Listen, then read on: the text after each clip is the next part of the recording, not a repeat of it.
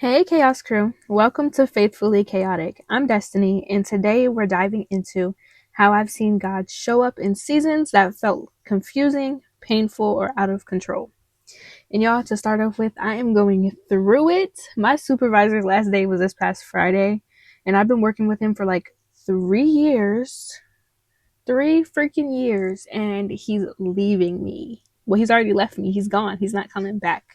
But just pray for me and pray for him on whatever endeavors that he is going on. But pray for me because I don't know how I'm about to go through work without him. Like, this is gonna be crazy. Like, he doesn't know it, and it probably sounds so weird, but he was my work dad for 3 years. Like, he's all I've known, all that's been consistent at my job for 3 years. But let's get into, as you can see by the title, Jesus in the mess. So the mess that we're going to be talking about, or at least the first mess, is going to be my car, y'all. So let's talk about how Jesus showed up in this situation. So my grandmother ended up gifting me a Chevy HHR, this cute little car that fit me so well.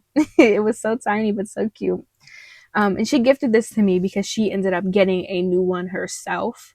And she handed me the keys at the lot when she got her car and was like, "Here you go, this is yours." And I was like, "Excuse me?" Like, what? Excuse me? What do you mean mine? Like, and she really gave me the car. Like, that was so crazy to me. But fast forward, time goes by, and I'm like, God, I think I want a new car. Like, yes, I'm so thankful and so blessed that my grandmother gifted me this car. Like, I don't have a car payment. Like, all I have to pay is insurance. That's it. That's all I'm obligated to is just insurance.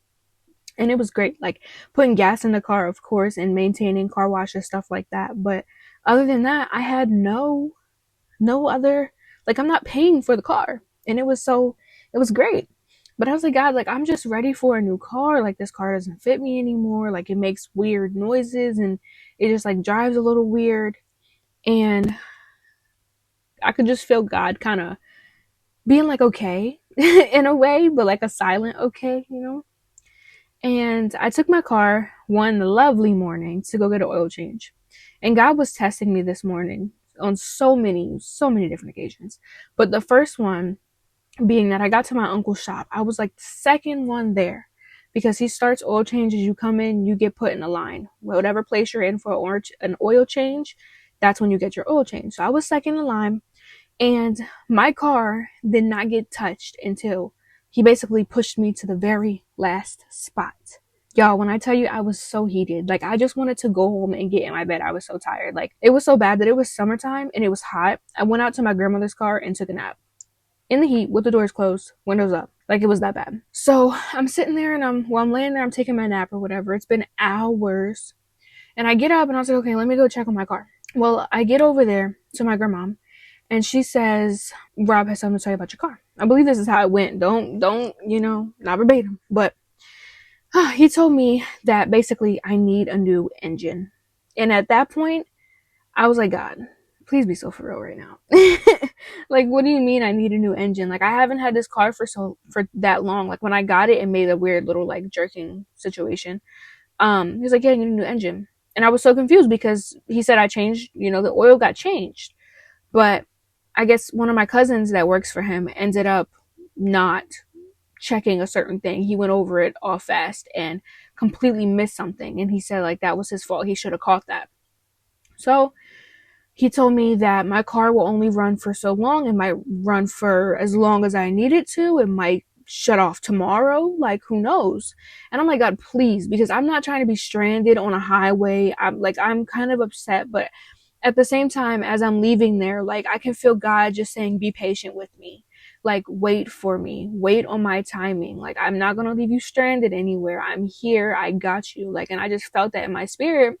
I don't even know that I cried over my car, like, over this, because I knew that God had me. Like, it's such a crazy thing because it's like, dude, like, your car is done. But God got me. God has me. Yes, my car is done, but God has me at the end of the day.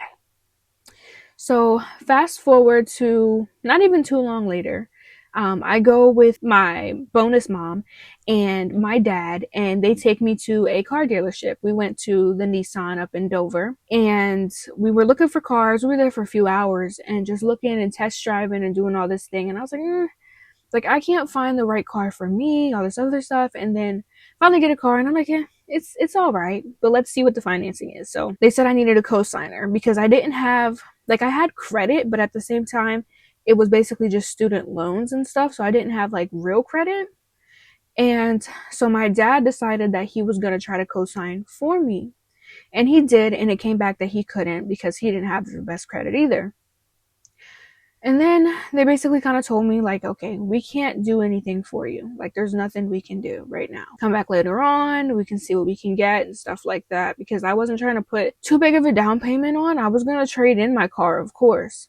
But I wasn't quite sure, like, what else I could do. I didn't know how much I could afford for a car. So I go to leave after they tell me that. And I'm kind of not upset, but I'm just kind of like, okay, whatever. Well, I get out there and then I get kind of like, okay. I literally say, I pray. And I'm standing there outside, my dad and my bonus mom and my bonus grandmom, they're all like talking amongst themselves and talking to me, but I'm like not really present because I'm praying. And I'm like, God, your will, not mine. Let it be your will and not mine. And just like that, after I said that, they came out and said, I think we have something for you. Now, if I would have been present and just got in my car and left, I wouldn't have had that opportunity. If I didn't make that prayer, I wouldn't have had that opportunity. That was God literally saying to me, okay, my daughter, like, you waited. You were faithful. You did exactly what I wanted you to do. You trusted me. You passed the test. And that's how I ended up with my lovely car. That is how I ended up with my car that I called Ruby. I absolutely love her down. Love her. So it's just, you have to remember that God is going to test you. He's going to bring you through, though, every single time. And your obligation to that test is to pass it. You want to get to the other side of that to receive your blessing. God has you. That's all you have to remember, is at the end of the day, God is with you. So let's talk about another situation where Jesus is in the mess. So I was in a place when I lived with my mother, which I no longer live with her, but I'm in a place where I used to live with I was in a place where I lived with my mom, and I really wanted to get out. Like, it's not, I know my mom, she might be okay with this, but it was kind of a toxic household, a toxic living situation with my brothers, my sister. I was sleeping on a couch. Like, I didn't have my bedroom anymore. I left to college. My sister had the room, but then she had to basically she was kicked out. So my bedroom went to my brother's. Got back home from college. I'm like, okay, maybe I'll get my bedroom back. No, because it's not my brother's bedroom.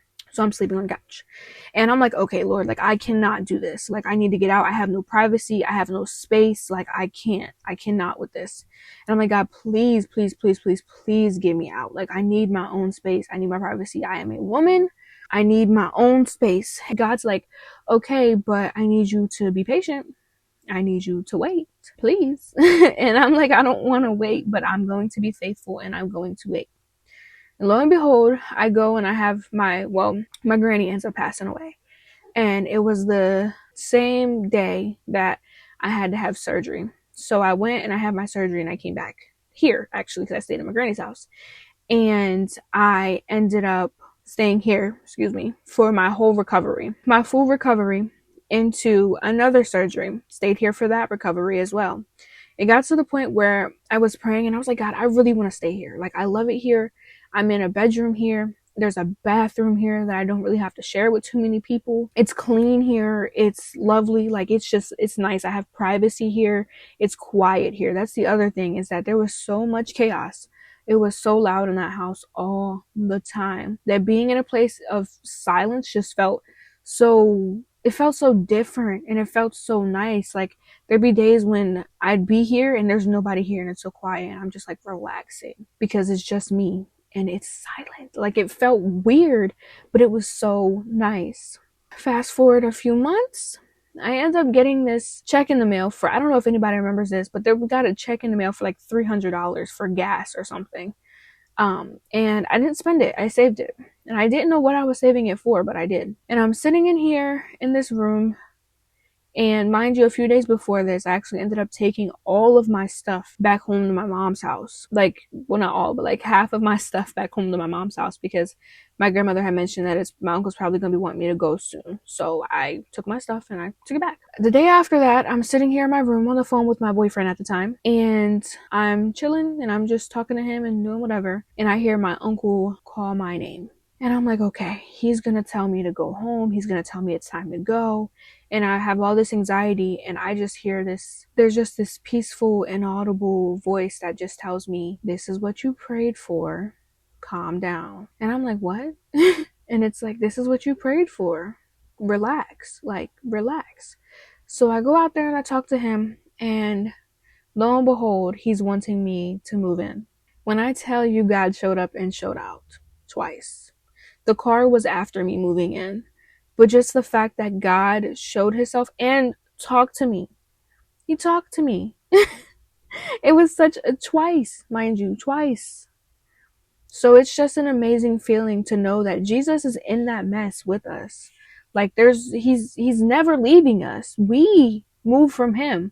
He never moves from us. He is there. He is in the same place. He is the same yesterday, today, and tomorrow. He never changes, which means he never changes direction from you.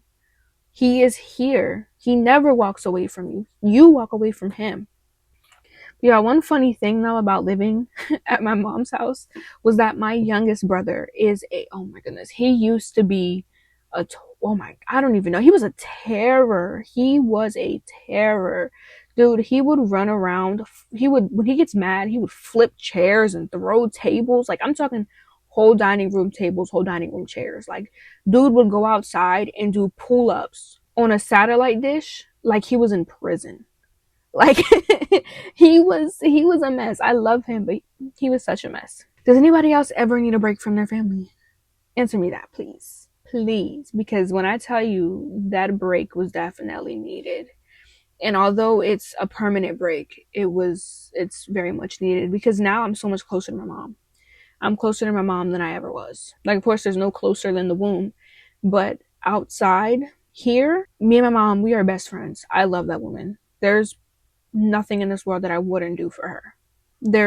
My mom could literally call me today and tell me she needed anything, and I'm doing it, because that's my mother, and we are so close, and I just love her. Like, that is my whole heart. I know it should be the other way around, but that is my baby. So what I learned from all of this was that God's timing is different than my timing. God is on his own time. God is not on my timing. If God was on my timing, I wouldn't be where I am now. I wouldn't have what I have now. I wouldn't be what I am now. I also learned that I need to wait until God says that I'm ready. If I try to rush something, it's not going to last. If I take too long to do something, it's not going to be what it was supposed to be when I should have done it. When I wait and I'm in God's perfect timing, it's going to be beautiful. I mean, either way, it's going to be beautiful, but that is divine. It is so divine. I also learned patience, because, whoo, girl, I was not the patient one. I don't think I've ever been patient up until this point. I've got to start working on me, of course. I'm not perfect. I'm not as patient as I probably should be, but I'm way more patient than I was before, because of the experiences that God has allowed me to experience, including these two. So I'm going to leave you with a little bit of encouragement, and my encouragement to you is to remember that when seasons in our lives feel confusing, painful, out of control, messy, and even chaotic, that Jesus is in the mess too. Honey, he is right there with you. He is right there. So turn to him. Pray, talk to him. He's there. He is there. But this is all I have for you guys for today. Thank you for listening. This is Faithfully Chaotic, because God is in the chaos too. Make sure you don't forget to subscribe, leave a comment, and share. And I'll talk to you later. Bye, guys.